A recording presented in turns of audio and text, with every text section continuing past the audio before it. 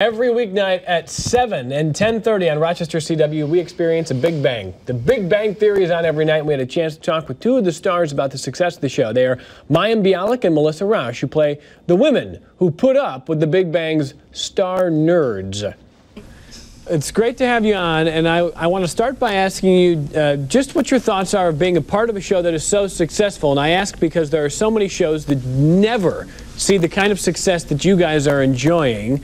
What has that been like for you? Well, as actors, I mean, I don't think you can be more grateful, you know, than to be on a show that keeps you happily employed and is so pleasant and amazing to work on. I don't know. Yeah, it's an actor's dream come true, and I think having the architects behind it and our producers and our writers, I think it's all owed to them. Mm-hmm.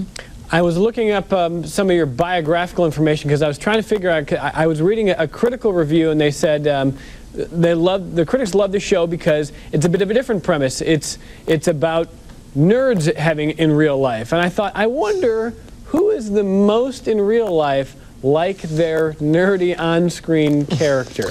Oh. Who? Huh. And it doesn't have to be one of you, by the way. It could be any one of your co-stars. No, I'm the only one with a higher degree in science, so yeah. I think that qualifies me. I have a degree in neuroscience. I've read comic books my whole life. I like science fiction. I'm a total nerd. She's not socially awkward, and she doesn't dress in layers. I am socially awkward, but not the way Amy is. Right. But yeah, I think it's a different level. It's a different level, yeah. But when we have comic book scenes, like I'm actually literally hanging out in the comic book set, so I can read comic books. Mayim, are you the fact checker when they do the science stuff? Are you the one who has to? We have a physics consultant on the show. His name's Dr. Salzberg, and he's a professor at UCLA. He does most of the science. Believe it or not, a lot of our writers and producers are very intelligent, not only in the research they do, but a lot of them have sort of recreational knowledge about a lot of things, from philosophy to neurobiology. Once in a while, there'll be little words that only neuroscientists would know to use to make something sort of accurate. But otherwise, they pretty much have it down. Yeah. Well, here's what I love about the show. I think the writing is outstanding. And I think, you know, they've done a great job of creating characters that are, for lack of a better word, real. As sort of goofy as even Sheldon can be, they're real. How much do you guys work on making sure you've got a character that is funny but also has, you know, a sense of reality?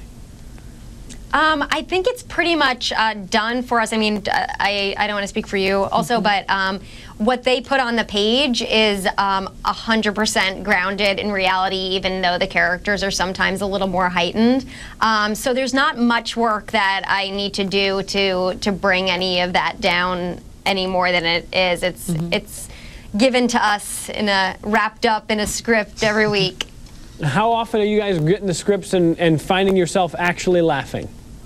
Oh, I mean, we do a table reading, which is kind of the first time we hear the script together. I mean, I'm often embarrassed. I'm embarrassed at how loud I laugh, but especially to hear it for the first time ever, and to hear it when we're all sitting around a table with kind of all of our executives, and it's a very exciting atmosphere to hear it in, and to me, that's when it's the funniest often. See, I've actually had... Oh, no, go ahead, Melissa. Oh, no, I was just going to say that the scripts are delivered to our house the night before at the table read, and I've actually laughed so loud sometimes that I've heard my neighbor through the wall go, shh.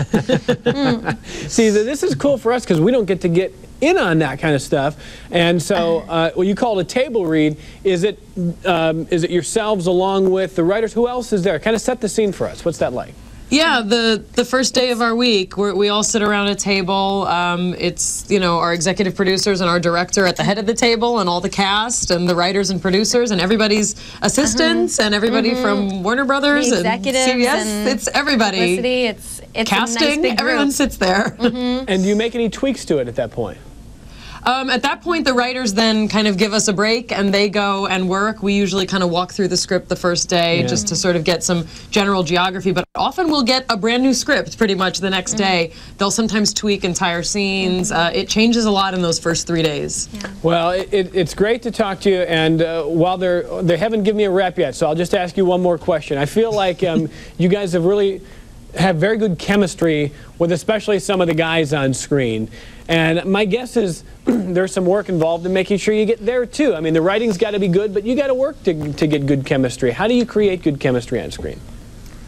Oh goodness, I honestly think it's sometimes there or it's not, and luckily the producers and the casting directors of the show have put a cast together that I think innately have really great chemistry together, and we work really well together and have a really fun time together. Right? Yeah, I think a lot of what you see as chemistry is also stuff that happens that you don't see. Mm-hmm. The interactions that we have together and the way we learn to be playful together, especially for me and Jim. Mm-hmm. I mean, Jim and me and Melissa, I think when the three of us are in a room, it's kind of hysterical because we can just, I mean, we can totally goof off pretty much all day.